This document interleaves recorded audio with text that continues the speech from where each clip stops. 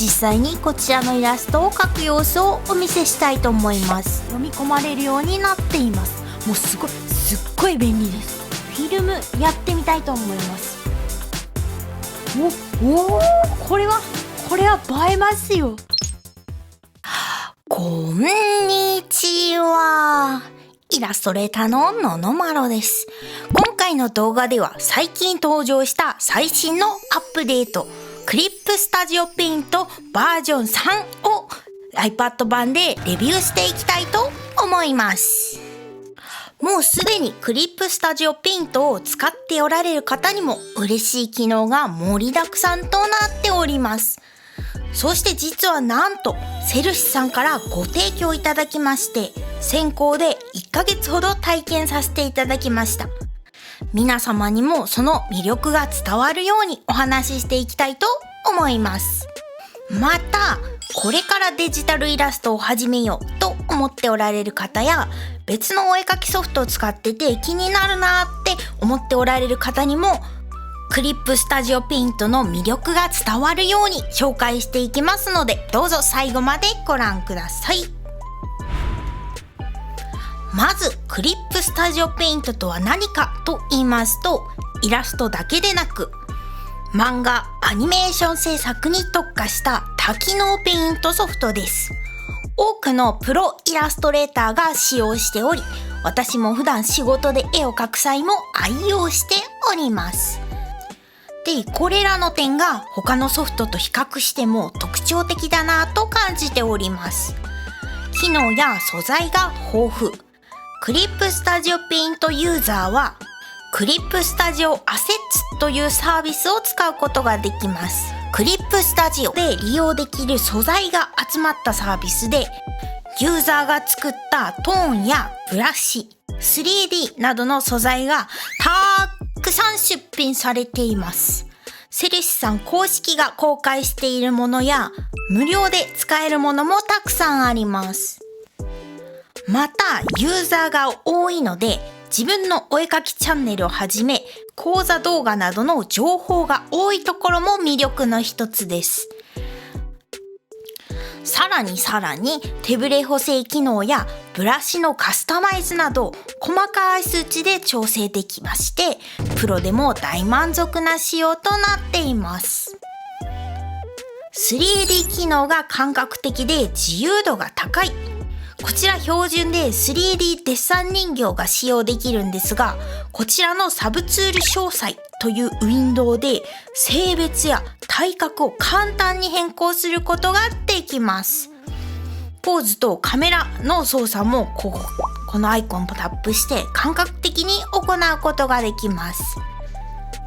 今回のアップデートのバージョン3ではポーズマニアックス連携機能というものが追加されました。こちらは後ほど使ってみたいと思います。様々なデバイスに対応。クリップスタジオペイントはこんなにもたくさんのデバイスに対応しています。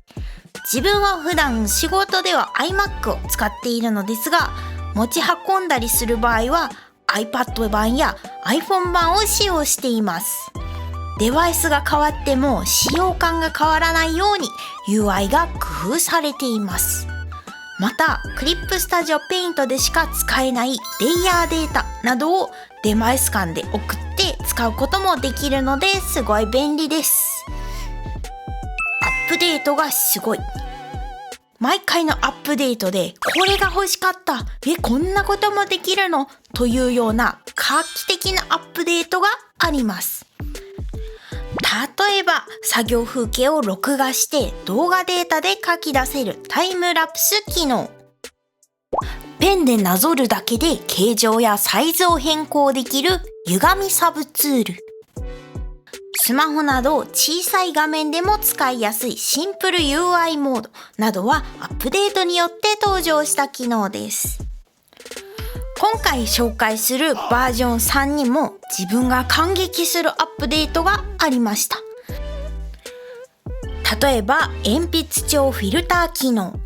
簡単に鉛筆で描いたような加工をすることができます。こちらは後ほど実際にイラストを描きながら詳しくご紹介したいと思います。またバージョン3から iPad、iPhone 版クリップスタジオペイントでも使用できるタブメイト2が登場しました。左手デバイスはショートカットキーを割り当てることができ、作業時間を大幅に短縮することができます。自分もね、普段タブメイトを使って絵を描いていますので、タブメイト2が使えるというのは楽しみです。それでは iPad でクリップスタジオペイントバージョン3を使って実際にこちらのイラストを描く様子をお見せしたいと思います。その中でバージョン3で追加された機能をご紹介していきたいと思います。まずキャンバスを新規作成します。今回はタイムラプスという作業風景を録画する機能を使いたいので、ここのファイルタイムラプスの部分からタイムラプスの記録をオンにします。早速ラフを描いていきます。今現状では何にもどんな絵を描くか決まっておりません。そこで今回はバージョン3で追加されたポーズマニアックス連携機能というものを使っていきたいと思います。こちらのファイル読み込みのところに 3D ポーズポーズマニアックスというものが追加されていますので、こちらをタップするとポーズマニアックスのサイトに移動します。このサイトではこのように筋肉が見える 3D モデルの躍動感あふれるポーズをたくさん見ることができます。30秒ドローイングなど皆さん聞いたことはないでしょうか。30秒でポーズを模写するドローイングの練習でして、このサイトを使って練習される絵描きさんもとても多いと思います。そのサイトにこのようにボタンがありまして、クリックするとそのポーズがクリップスタジオの 3D 人形に読み込まれるようになっています。もうすっごい便利です。こちらを使って構想を練ってみましょう。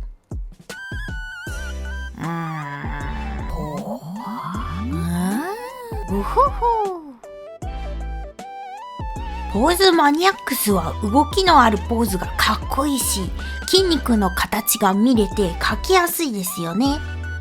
なのでせっかくなんで動きのあるポージングにしてみたいと思います。カメラのマークのボタンを押すと感覚的にカメラワークを変更することができます。サブツール詳細のデッサン人形を開くと性別、身長や頭身、体型を変更することができます。自分の絵柄はちょっと頭身低めなので、頭身低め痩せ型体型にしていきます。サブツール詳細の光源の部分で光源を設定することができます。塗りの参考になりますので、こちらも設定していきたいと思います。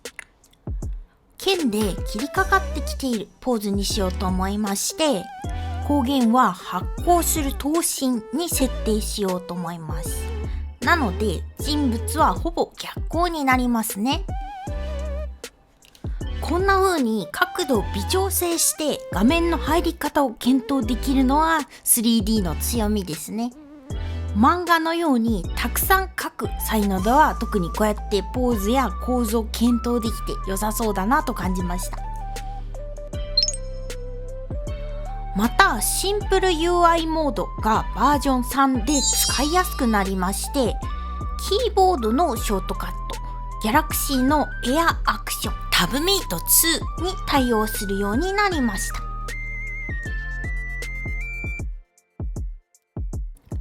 今回はスタジオモードでどんどんラフを描き進めていきたいと思います。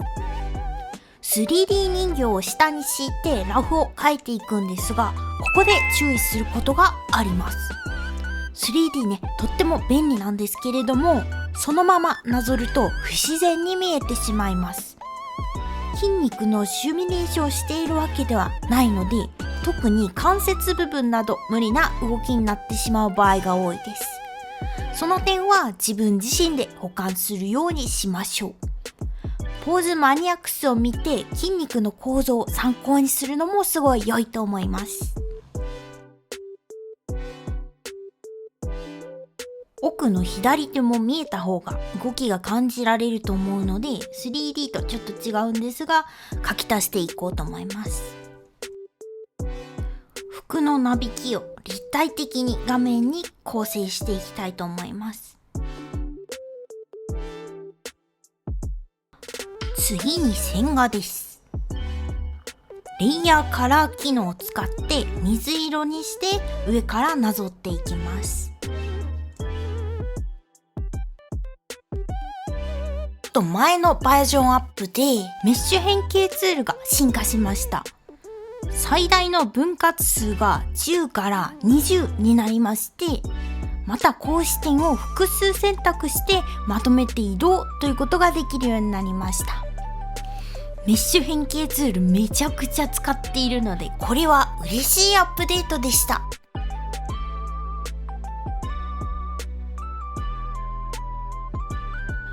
クリップスタジオアセッツからダウンロードした素材を使って細かな装飾を追加していきます。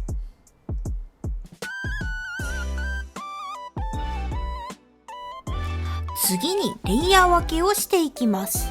ここでバージョン3の新機能を使っていきたいと思います。普段から使っているクイックマスク機能を使いたいので、クイックアクセスというウィンドウを開きます。アップデートされたのはここです。検索機能が追加されました。検索してみるとクイックマスク機能を簡単に呼び出すことができました。普段からクリップスタジオペイント使っていても、あの機能どのタブだっけって探すことが多々あるので、この機能も嬉しいですね。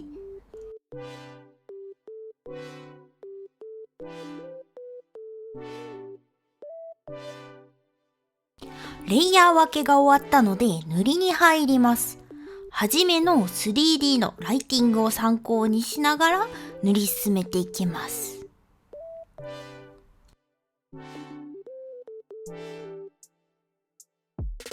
柄も追加します。メッシュ変形ツールを使って布のたゆみに合わせて柄を変形していきます。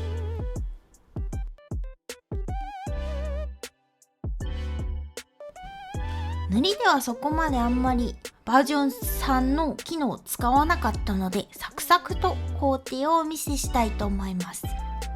使ったのは先ほどの検索機能ですかね。色調補正が今までより手軽に呼び出せるようになったので、使用頻度が上がっています。大変便利です。またフィルター機能がすごくてですね、いろいろ完成後に試してみたいので、塗りは特に特別な塗り方をしないようにしたいと思います。クリップスタジオアセッツからダウンロードした柔肌ブラシと怠け者ブラシをメインに使用して塗っています。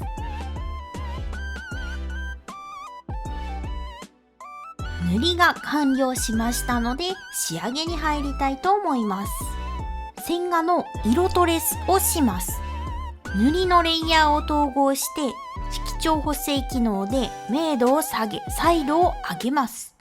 それをぼかしフィルターでぼかしたものを線画のレイヤーにクリッピング。不透明度を下げます。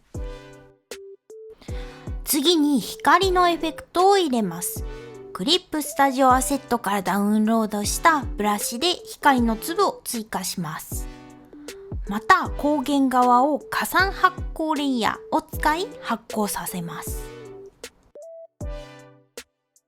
最後にいよいよフィルター機能を使って加工していきたいと思います。このフィルターがバージョン3でたくさん追加されました。効果はレイヤーに適用されますので、完成したら表示レイヤーのコピーを統合をしてください。フィルタータブの効果のところから新しいフィルターを使います。まず鉛筆帳やってみたいと思います。おー、すごい元への雰囲気を壊さないまま自然な鉛筆っぽい加工になりました。ハッチング、この鉛筆の線のテクスチャーなんですが、この大きさ、粗さ、角度をゲージで調整できるようになっています。次にフィルムやってみたいと思います。これは映えますよ。本当に SNS とかのスマホの画像加工みたいですね。雰囲気がガラッと変わりますね。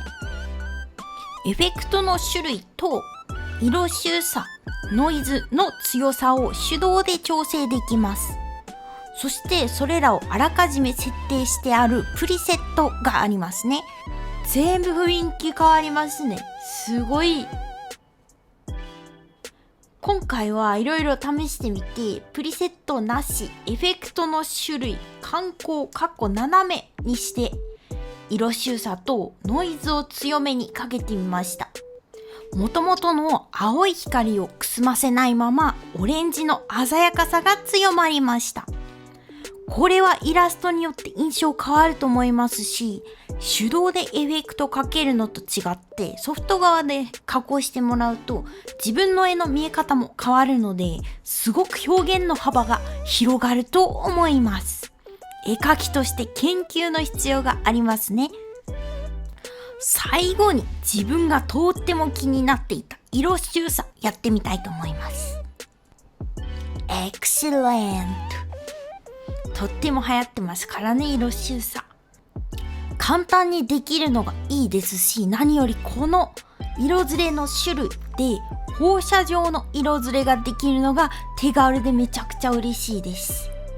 中心点を顔周りに持ってきて、顔周りの色周差を少なめに設定しました。もう簡単にイラストがかっこよくなります。嬉しい。こんなに手軽でハイクオリティなフィルターが増えたら、イラストを SNS にアップするハードルっていうのがぐっと下がるんじゃないかなって感じました。他にもカラーリファレンスコマンドというものが追加されました。特定の画像の色味を参考にしたいなって思った時に色の変換をすることができます。またテキストの円形配置オプションも追加されました。これねすっごい嬉しいんです。皆さんわかりますか？これ一文字一文字切り取り貼り付けしなくてもいいんです。本の表紙とか、あと缶バッジのデザインとかかっこよくすることができます。そしてイラストが完成したら保存をします。タイムラプスの保存はファイルタイムラプス書き出しを選ぶとこのように書き出すことができます。ショート動画の投稿をしたいって際はここの秒数を変更すると完成動画の尺に合わせて再生速度を変更できます。おまけにバージョン3で追加されたレイヤー還付機能をご紹介したいと思います。これはレイヤーの表示、非表示を記録する機能です。表情差分とか、あと VTuber の差分作る際にすっごい便利だと思います。まずデフォルトの表情でレイヤー還付を追加。表情差分のパーツを表示させて、デフォルトのパーツを非表示にしてレイヤー還付を追加。これで完成です。表情差分の場合だと白目と瞳とまつげの線が通って感じでレイヤーの上下の都合上一つのレイヤーフォルダーにまとめられない時があると思います。そういう時にこれを使うととっても便利です。まとめバージョン3で実装された機能の中で実際に使ってみて特に私がいいなと思ったのはこちら。1、ポーズマニアックス連携機能。自分は学生の頃からポーズマニアックスで30秒ドローイングをしていました。これまでそのままイラストにしたいと思うようなポーズもたくさんあったので、今回の連携機能はとっても嬉しいです。トレースしてデッサンの練習にも活用ができそうです。2、フィルムフィルター。これまで手動でやっていたことが、このフィルター、ワンタッチで簡単にできるっていうのが嬉しいです。なのにイラストの雰囲気がガラリと変わる。これは感激です。完成度を手軽に高めることができるので SNS への投稿がより気軽になるなぁと感じました。3クイックアクセスパレット検索機能。これまで億劫で使えてなかったような機能もこれにより手軽に素早く使うことができるようになりました。作業時間の短縮にもつながりますし、新しい機能を積極的に使うことで表現の幅が広がると感じました。皆さんもぜひバージョン3の新機能を使ってみてください。最後に iPad 版クリップスタジオペイントの価格とプランについてご紹介したいと思います。価格はこのようになっております。グレードやデバイス、また月額か年額かによっても細かい価格プランがあります。ご自身の使用頻度や環境に合わせて選んでください。そして iPad 版は最大3ヶ月無料。保存などの機能の制限はありませんので、フルにソフトを楽しむことができます。まだどのぐらいお絵かきに使うかわかんないなとか、気になってるけどいきなり買うのはなと思っておられる方は、ぜひ体験をしてみてください。ちなみにスマホ版は毎月30時間無料。Galaxy 版は最大6ヶ月無料。PC 版、Android 版は最大3ヶ月無料で使用できます。ぜひ気軽に試してみてください。以上、クリップスタジオペイントバージョン3の iPad 版のご紹介でした。このチャンネルではお絵かきに関する情報を発信しています。よろしければチャンネル登録とグッドボタンを押していただけると制作の励みになりますので、よろしくお願いします。それでは、ののまろ